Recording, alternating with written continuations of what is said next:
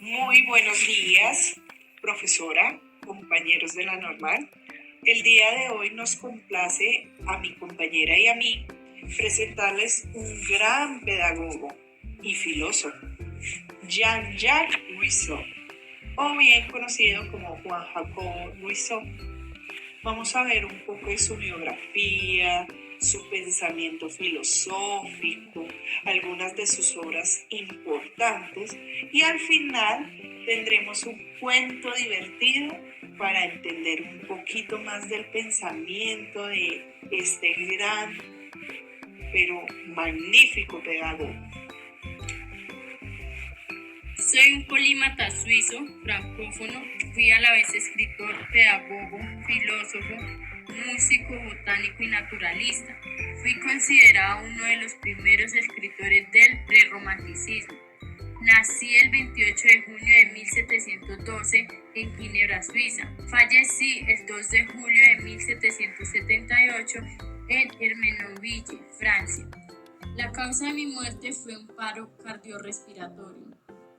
Uno de mis aportes fue cuando contribuyó notablemente a la transformación de las sociedades occidentales, instalando la figura del ciudadano y el ascenso de las libertades y los derechos individuales y la razón como valores máximos entre los hombres y para la sociedad.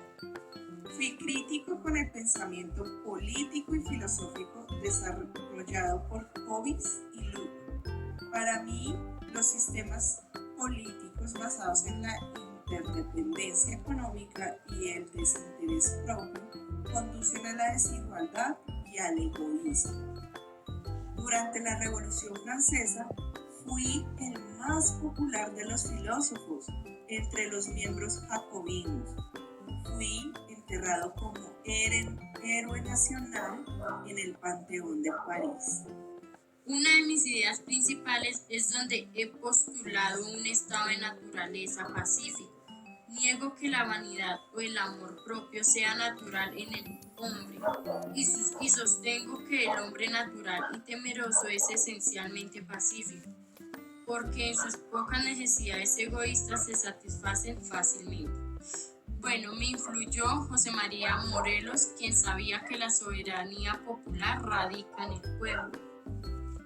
Los representantes del iluminalismo son John Locke y David Hume, que dan la base teórica naturalista.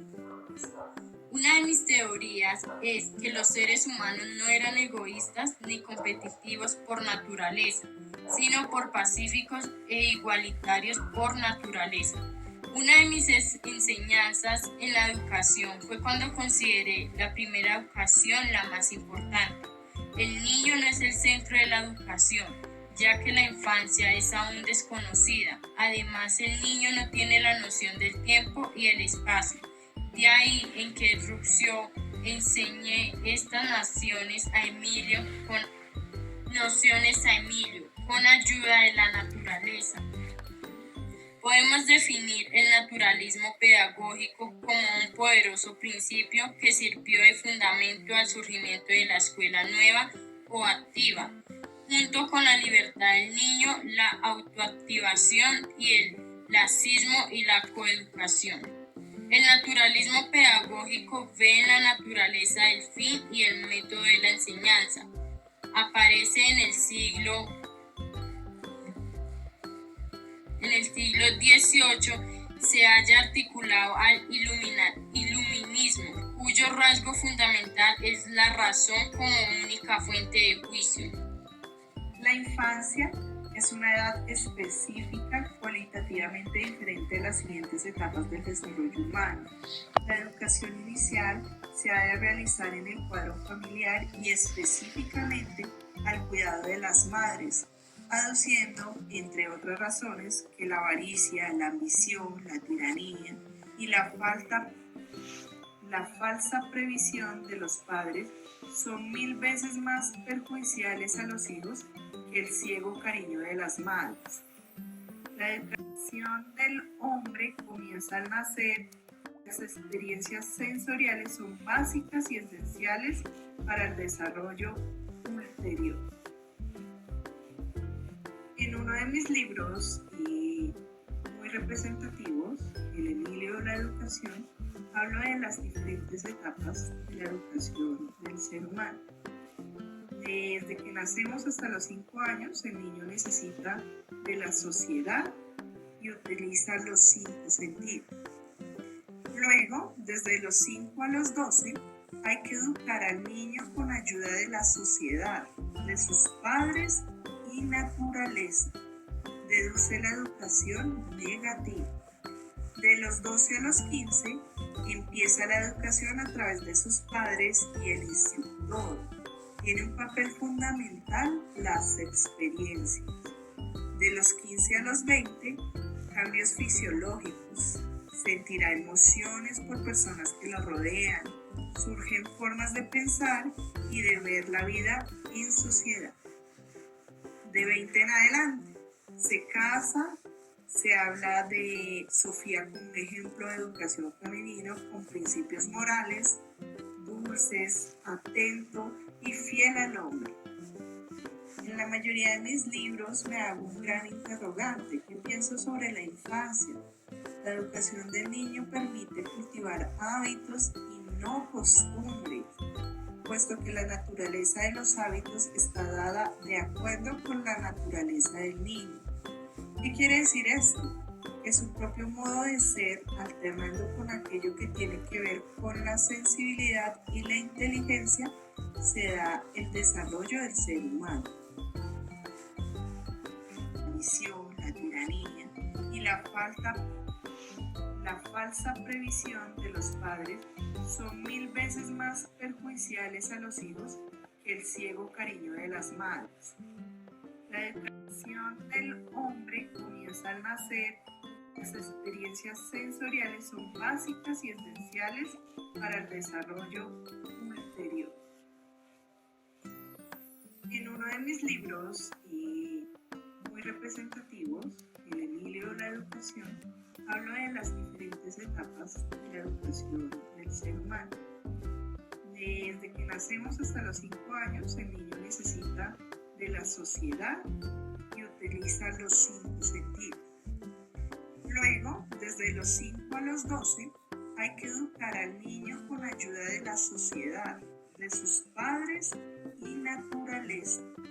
Deduce la educación negativa.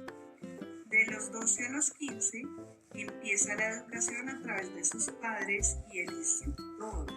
Tiene un papel fundamental las experiencias. De los 15 a los 20, cambios fisiológicos. Sentirá emociones por personas que lo rodean. Surgen formas de pensar y de ver la vida en sociedad. De 20 en adelante, se casa, se habla de Sofía como un ejemplo de educación femenino con principios morales, dulces, atento y fiel al hombre. En la mayoría de mis libros me hago un gran interrogante. ¿Qué pienso sobre la infancia? La educación del niño permite cultivar hábitos y no costumbres, puesto que la naturaleza de los hábitos está dada de acuerdo con la naturaleza del niño. ¿Qué quiere decir esto?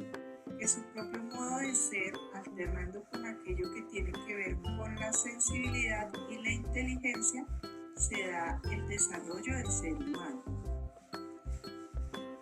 ¿Y qué influye la educación en un ser humano?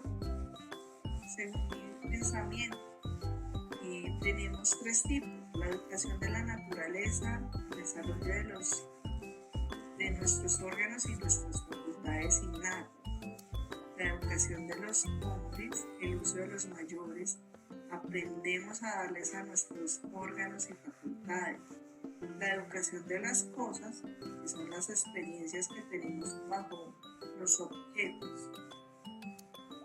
Nos replanteamos cómo debe ser un educador. Debemos convertirnos en unos jardineros, justificando que el proceso educativo es necesario respetar la naturaleza de cada niño. ¿Y por qué no revisar mis frases célebres? Una vean, la igualdad no significa que todos tengamos la misma riqueza, sino que nadie sea tan rico como para poder comprar a otro y que nadie sea tan pobre como para tener que venderse. ¿Qué tal esta? Los hombres no están hechos para los puestos, sino los puestos están hechos para ellos. Esta me parece curiosa. El hombre ama más el pan que la libertad. El hombre que más ha vivido no es aquel que más años ha cumplido, sino aquel que más ha experimentado la vida. Esta frase la hemos escuchado en muchos lados. El hombre es bueno por naturaleza, pero la sociedad lo corrompe. Siempre es más valioso tener el respeto que la admiración de las personas. Y la última, no es que sea la última frase célebre, sino estas fueron las que más nos parecieron, pero esta también nos gustó mucho. Es: el hombre nace libre, pero en todos lados está encadenado. Y compañeros y compañeras, es hora de que nos puedan contribuir con alguna pregunta, surge alguna duda de este gran pedagogo y filósofo. Mi compañera y yo estaremos muy atentos a dar respuesta.